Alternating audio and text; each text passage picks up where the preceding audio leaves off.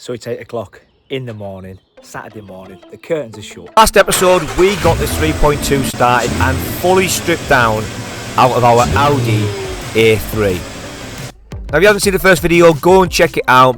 It's the full strip down, the full tear down of the A3, ready for us to put this V6 3.2 litre into a VW Caddy. Now we had some challenges, prop shaft, etc. If you know, you know. It was a little bit of a nightmare, but we got there in the end.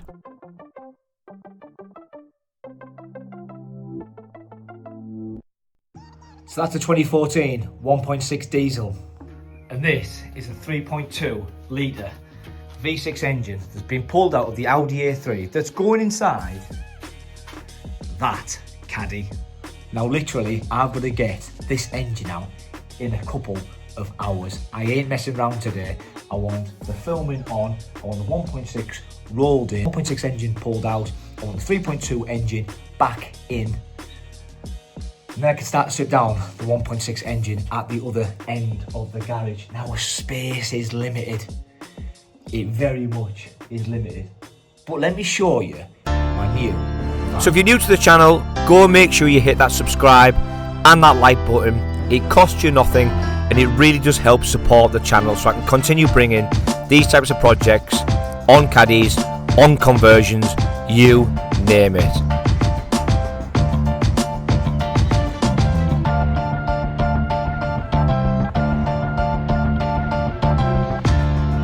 Now I am over the moon. Now every time I buy a new Caddy, I always fall in love with it.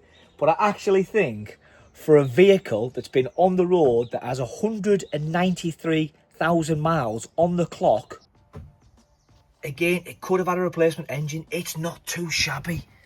The inside actually looks pretty pristine. Now it is a 2014 plate, so I am moving up in the world. And it's short wheelbase, which is even better for me. But look, it's got some little quirks about it. It's got the little toggle switch here. Actually, no, if it does anything, probably the fuse has probably been taken out or potentially blown. I don't know. But look, it's got 193,000 miles on. It does somewhat run. It's got a little bit of rust. But the money shot is exactly what I wanted. A silver Caddy with that type of money shot. It needs a little bit of work doing to it. But absolutely not a lot in the grand scheme of things. I love the light, I love all the additional little bits of extra. That'll all be getting kept. So for now, your boy's got himself an Escort. And lads, you know I love Bonnie so much that I always wanted my own personal Escort. So enough prattling round. We'll start looking at this a little bit deeper once we get the engine in. So let's get the engine in. Let's get the engine out, sorry. Let's get the engine in and let's get this silver Caddy into a 3.2 litre V6. Time lapse you to death. I'm not sure what's happened to the window switch has been pinched. Obviously they've probably got another Caddy and they've probably just pinched it. But inside looks very, very clean. Obviously the seats are rammy. They do need taking out and cleaning. And I've got to sort of look at where the wiring loom goes to for the lights, because I want to keep them lights. I actually want to see if they work, but they won't fit in the garage. Now engine bay wise, it looks a little bit wet around the injectors and stuff. It does start up though. It struggled yesterday, but again, I don't know if we have got a head gasket fault or whether that's just because probably, I more than imagine it's a little bit of water that's probably just got into it because there's no collar around the outside. I've seen that before. So I don't think the engine is knackered. I think it's actually okay. But last night there was a lot of fuel around this injector here. So I don't know if there's a leaking injector or something. You know, this looks fairly newish. I know the lad did change the fuel pump. So I don't know yet. I mean, it'd be great to just get it running. It goes into gear all right, absolutely fine. It could be a block DPF, but who knows? Let me try and start it and show you. So let's see if it runs. Let's see if it pisses out the fuel. Let's see what she does.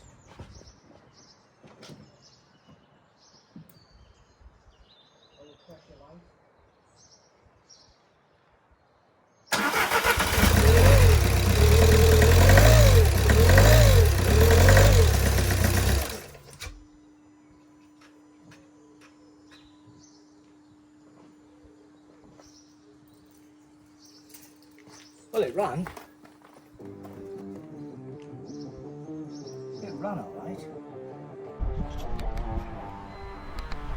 Time is of the essence, and I thought, you know what, let's get that Caddy 1.6 engine stripped out. Now, if you guys haven't seen me before and you're new to the channel, hit the subscribe button. Everything's done on a driveway, in a garage, you name it. We don't have a ramp, we haven't got a unit. That's not going to stop me building any of these high performance VW Caddies. Now, this is the second from last Caddy that I'll be building on my channel. After this, I've got one more left to do, which is another high performance Caddy, and then we're going to move on to bigger and better projects. Now, I really enjoy doing these VW Caddies. I know them inside and out, and I can get the engines out in less than 2.5 hours.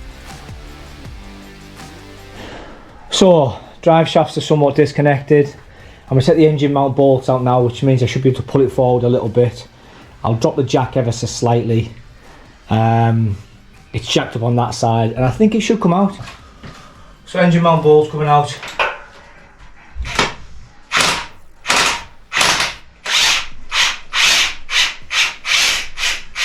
Top tip, if you're doing this and putting it back in, don't use a windy gun.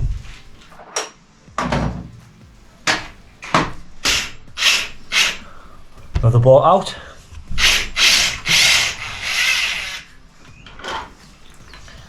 Last bolt. Engine crane's in place. All the hooks are on. We're jacked up. We're looking good. We've got our pins in. Health and safety always comes first when you're doing these. Engine outs, engine in. Where is that? And that is the engine. Dropped. Now it's the hardest part. Getting the frigging thing out. Moves alright. Alright, so the engine mounts are out. 2 bolts are out there. These 2 bolts. 2 bolts are over there. So the engine now fully moves. Not very safe though, does it? So, idea is we're going to pull it this way. I don't know how we're going to do it. So, engine down a little bit.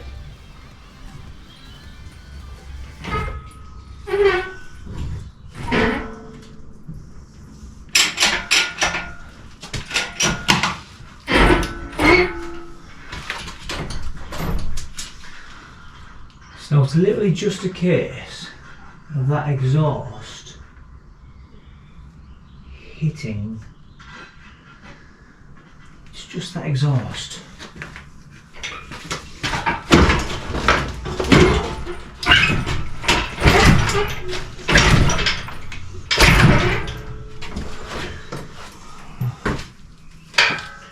Not far away.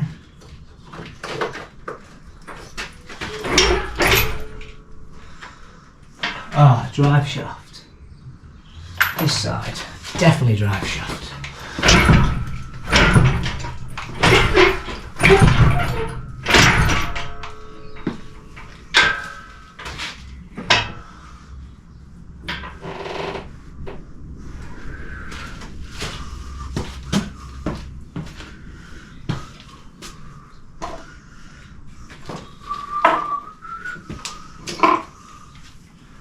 Not far away.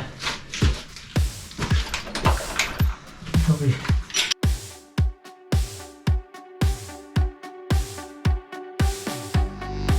Plan of action is we need to get the engine inside here. Now I have put the engine mounts in.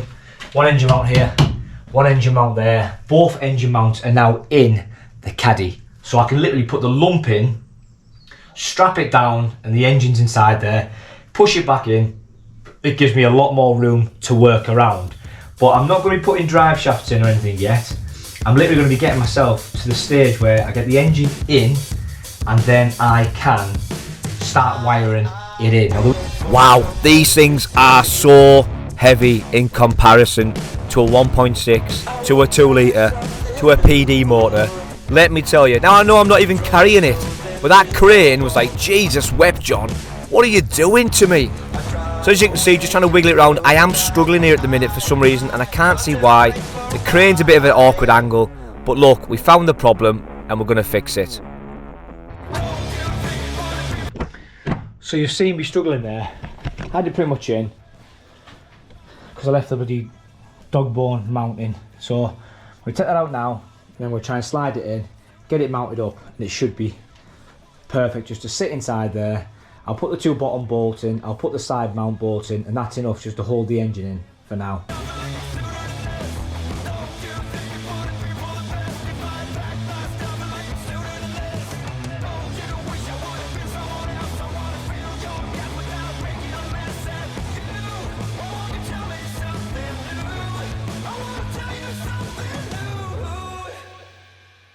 Wow, that was a long slog on my own. Now when you're putting these engine mounts in, you really don't want to have your engine what I'd call cockeye. That might be a more professional word to use at this moment in time, but I can't think of it. I'm sweating my dangly bits off. It is red as outside, everyone's outside, and I'm in here putting a frigging engine in because I'm just a freak. But see how easy that bolt goes in? No like rounding these bolts. Do not round the bolts, honestly, because you'll have a chuffing nightmare. So I just get it to a certain point where that's somewhat tight. Grab my other bolt. Should just slip in now. Now look, so that is just ever so slightly out. We just need to nudge back, but it's on the jack, you see. So just have to move it around. But in a nutshell, I have no idea what's happened to this frizz bomb, but wow, we have got ourselves a 3.2 litre V6 Caddy.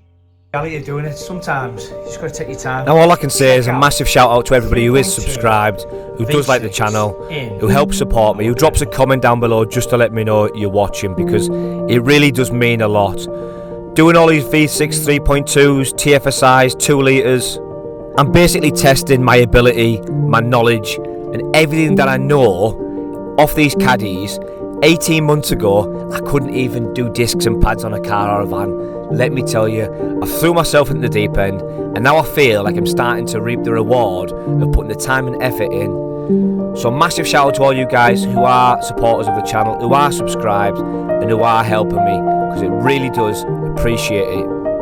So if you are watching this, just drop me a comment, let me know you're watching, and hit the like and hit the subscribe button. And guys, I really appreciate your time. This is the last piece on the Audi you're going to see of everything in the interior getting stripped out, all the wiring looms, and then we basically have all of our running gear currently getting cut up on the Audi shell, which I'll show you a video a little bit later on. But for now, I want to focus on getting the engine in and getting it running.